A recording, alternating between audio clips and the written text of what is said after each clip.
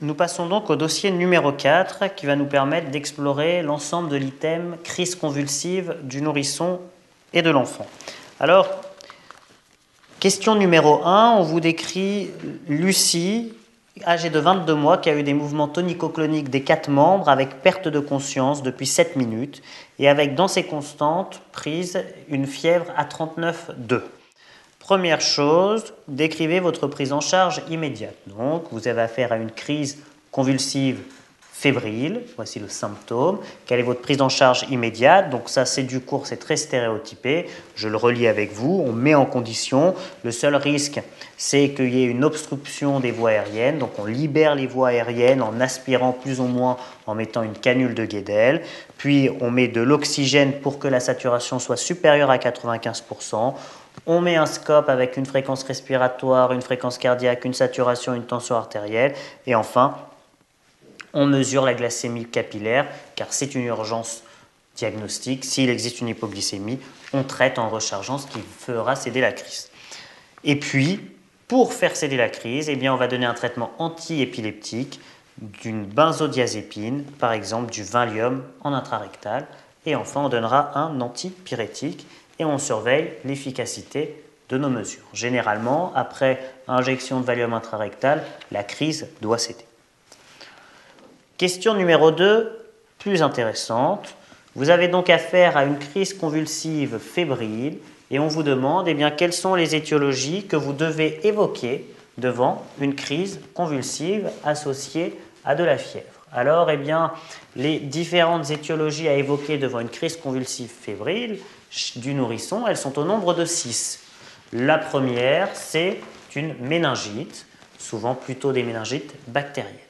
La deuxième, eh bien, ce sera l'abcès cérébral qui pourra vous donner une crise convulsive fébrile.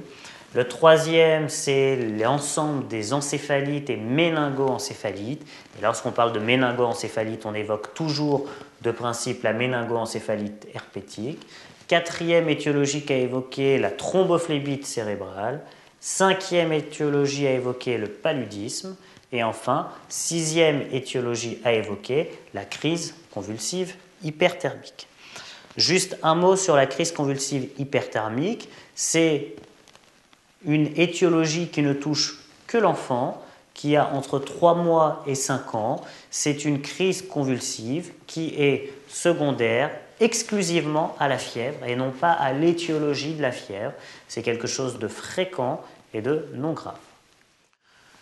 Question numéro 3. En déduire votre examen clinique à visée étiologique.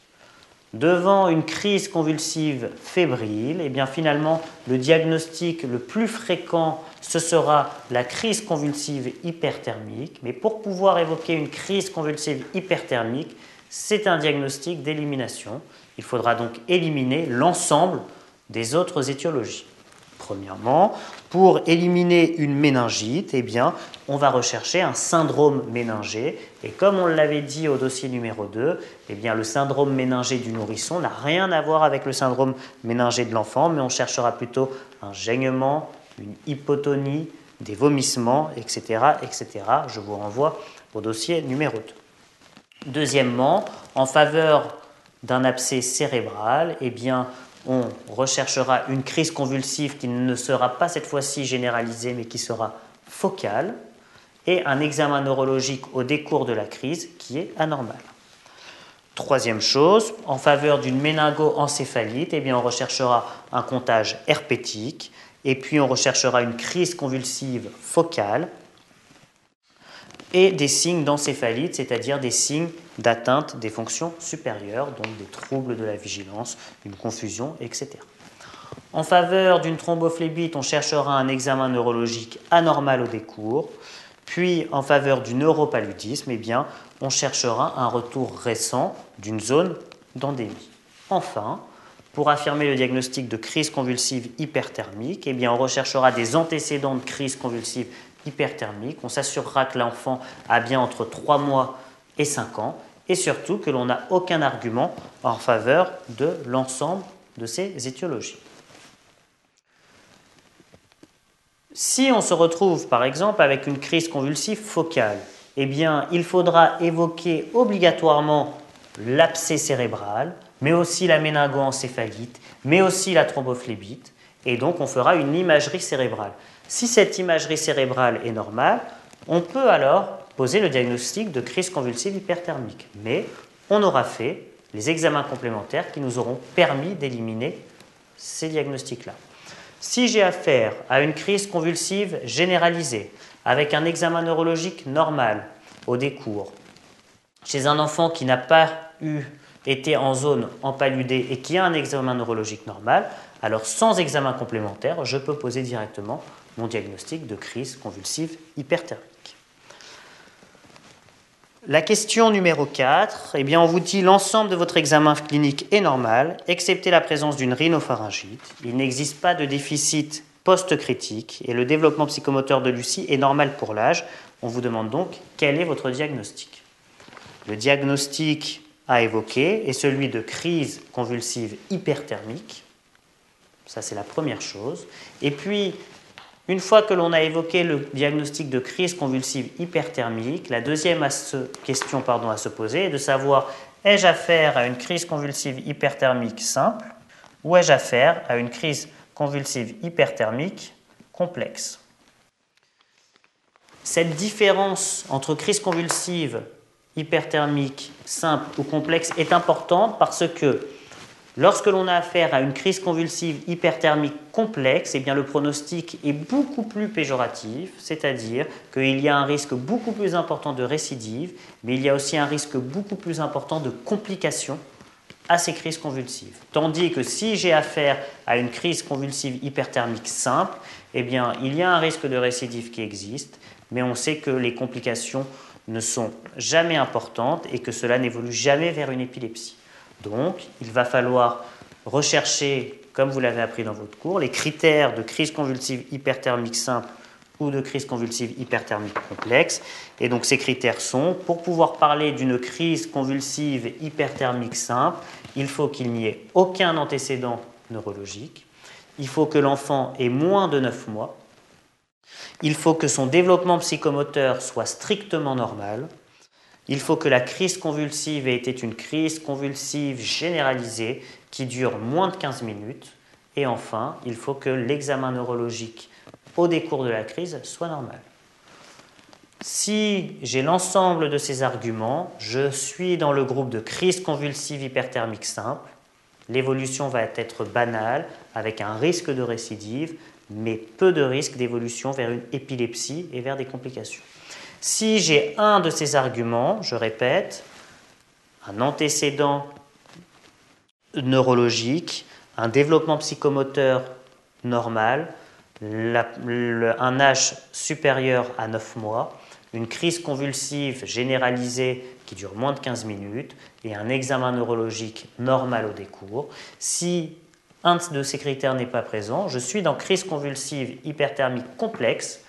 Mon pronostic est beaucoup plus défavorable, il y a un risque de récidive plus importante, avec un risque de complications plus importante et un risque vers une évolution vers une épilepsie beaucoup plus importante. Et dans ce cas-là, je ferai des explorations neurologiques à type d'imagerie et je donnerai un traitement antiépileptique. Donc c'est très important d'arriver à faire la part entre les deux. Donc ici, le diagnostic est bien celui de crise convulsive hyperthermique, simple, secondaire à une rhinopharyngite. On passe à la question numéro 5. Quels examens complémentaires prescrivez-vous et quel est votre traitement? Eh bien, devant une crise convulsive hyperthermique simple, aucun examen complémentaire n'est à faire.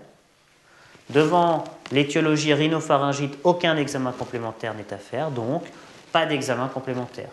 Mon traitement va être de deux types. Un, le traitement de ma rhinopharyngite qui va être un traitement symptomatique de la fièvre avec, comme on l'a dit, des mesures médicamenteuses et des mesures non médicamenteuses. Les mesures médicamenteuses, du paracétamol à 15 mg kg toutes les 6 heures per os en monothérapie, et les mesures physiques qui sont au nombre de 3, dévêtir l'enfant, une température avoisinant les 19-20 degrés et bien hydrater l'enfant. Et puis, la désobstruction rhinopharyngée et l'arrêt du tabagisme passif des parents et reconsulter si la fièvre persiste plus de 48 heures. Et puis, le traitement de ma crise convulsive hyperthermique, eh bien, ça va être de prévenir les parents de la possibilité d'une récidive, de l'absence de risque vital, de bien traiter la fièvre à chaque fois qu'il y en aura, et enfin, on peut discuter avec les parents la prescription de Valium intrarectal à avoir au domicile en cas de récidive, bien qu'après la première crise, il est exceptionnel que l'on fasse cette prescription-là. Voilà donc ce qu'il y a à voir sur les crises convulsives fébriles, dont l'étiologie principale est la crise convulsive hyperthermique. Nous allons donc maintenant passer à la question numéro 6. 2 heures plus tard, alors que votre garde touche à sa fin, eh bien vous avez une nouvelle patiente, Pénélope âgée de 22 mois, qui arrive avec des mouvements tonico-cloniques des 4 membres, avec perte de connaissance depuis 7 minutes, et parmi les constantes, cette fois-ci, il n'y a pas de fièvre. Question numéro 6, décrivez votre prise en charge immédiate. Eh bien, la prise en charge immédiate devant une crise convulsive non fébrile est exactement la même que devant une crise convulsive fébrile, donc c'est exactement la même chose que la question numéro 1. Question numéro 7. Quelles sont cette fois les étiologies à évoquer? Donc tout à l'heure, eh bien, nous avons discuté des crises convulsives fébriles. Maintenant, nous allons parler des crises convulsives non fébriles. Les étiologies n'ont rien à voir et nous sommes dans un contexte complètement différent. Les étiologies à évoquer devant une crise convulsive non fébrile du nourrisson, eh bien, c'est à peu près les mêmes que chez l'adulte avec des causes en moins. La première, eh bien, ça va être toutes les causes métaboliques, c'est-à-dire tous les troubles de la natrémie, mais aussi les états de déshydratation sévères, mais les troubles aussi de la calcémie avec une hypocalcémie et les troubles de la glycémie avec une hypoglycémie. Deuxième type d'étiologie à évoquer, les étiologies neurologiques, avec, s'il faut s'en souvenir d'une seule, l'hématome sous-dural, mais j'ai aussi mis dans la correction les autres, tels que l'hématome intracrânien, l'hémorragie méningée, les AVC et les tumeurs. Mais souvenez-vous d'un, l'hématome sous-dural secondaire à une maltraitance, c'est un classique. Troisième type de cause, les causes vasculaires. Alors, eh bien, chez l'enfant, il y a très peu d'AVC. Par contre, il faudra évoquer l'hypertension artérielle et le syndrome hémolytique et urémique, le CHU.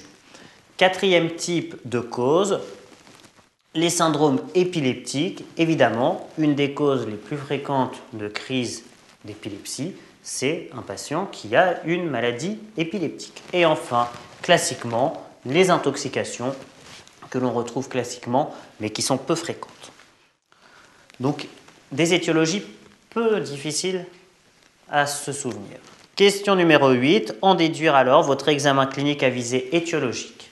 Devant donc une crise convulsive non fébrile, à l'examen clinique, eh bien, on va rechercher tout d'abord des arguments en faveur d'une cause métabolique, eh bien, un contexte de déshydratation, donc un antécédent de diabète, la présence de diarrhée, la présence de vomissements et la présence de signes de déshydratation extracellulaire et intracellulaire que nous avons vu dans le dossier numéro 3.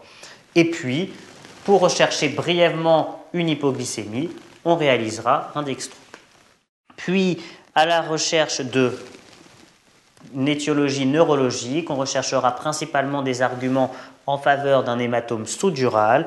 Nous les avons déjà vus dans les autres dossiers, mais donc un contexte de traumatisme, des arguments en faveur de maltraitance, donc des facteurs de risque de maltraitance, des lésions qui évoquent une maltraitance, et puis une pâleur, et enfin des signes d'hypertension intracrânienne. Et je vous le rappelle, le signe le plus important d'hypertension intracrânienne, c'est tracer la courbe de périmètre crânien et voir s'il existe une augmentation brutale de mon périmètre crânien. Et puis des troubles du comportement et une atteinte des paires crâniennes. Enfin, pour les autres causes neurologiques, on fera un examen neurologique complet. Pour ce qui est des causes vasculaires, eh bien on prendra une tension artérielle à la recherche d'une hypertension artérielle, on cherchera des antécédents d'hypertension artérielle. Pour le CHU, on recherche un contexte de diarrhée glérosanglante ainsi qu'une pâleur, puisque je vous le rappelle, il peut y avoir une thrombopénie avec des saignements. Pour les intoxications, on recherchera la prise de toxiques et enfin, Pour les syndromes épileptiques, eh bien, on recherchera des antécédents personnels ou familiaux d'épilepsie et puis un retard de développement psychomoteur qui pourrait s'intégrer à un tableau d'encéphalopathie épileptique. Question numéro 9. Quels examens complémentaires prescrivez-vous? Eh bien, toujours, on prescrira les examens qui nous permettront de rechercher une étiologie métabolique, donc un ionogramme, une calcémie, une glycémie, une créatinémie et une numération formule sanguine à la recherche du CHU. Et puis ensuite, tout dépendra un peu de l'examen. S'il existe une anomalie de l'examen neurologique, eh bien, il faudra évoquer rapidement un hématome sous-dural ou une autre étiologie neurologique, et donc on fera en urgence une imagerie cérébrale. Faut-il faire un scanner ou faut-il faire une IRM? Eh bien, dans le cas de l'hématome sous-dural, le scanner est amplement suffisant, voire meilleur que l'IRM. Et puis, si l'examen neurologique est normal, alors sans urgence, eh bien, il faudra réaliser un électroencéphalogramme, plus ou moins une imagerie cérébrale. Faut-il réaliser une ponction lombaire devant une crise convulsive non fébrile? La question est non de manière systématique, mais la question pourra se poser ensuite dans la recherche étiologique, et là on rentre dans des choses beaucoup trop spécialisées. Pour résumer un petit peu ce dossier avant de le clore, eh bien, dans crise convulsive du nourrisson, deux grands cadres étiologiques, les crises convulsives fébriles et les crises convulsives non fébriles. Dans le cadre des crises convulsives fébriles, eh bien, c'est probablement une CCH, une crise convulsive hyperthermique, mais avant de poser le diagnostic de CCH, il faut éliminer les autres diagnostics et donc faire une ponction lombaire si l'enfant a moins d'1 an ou s'il existe un doute sur une méningite, faire une imagerie cérébrale s'il existe un doute pour une autre étiologie, et une fois que j'ai posé le diagnostic de CCH, savoir si je suis dans le groupe des CCH simples ou si je suis dans le groupe des CCH complexes. Pour ce qui est des crises convulsives non fébriles, se souvenir principalement des troubles hydroélectrolytiques et métaboliques et rechercher un hématome sous-dural.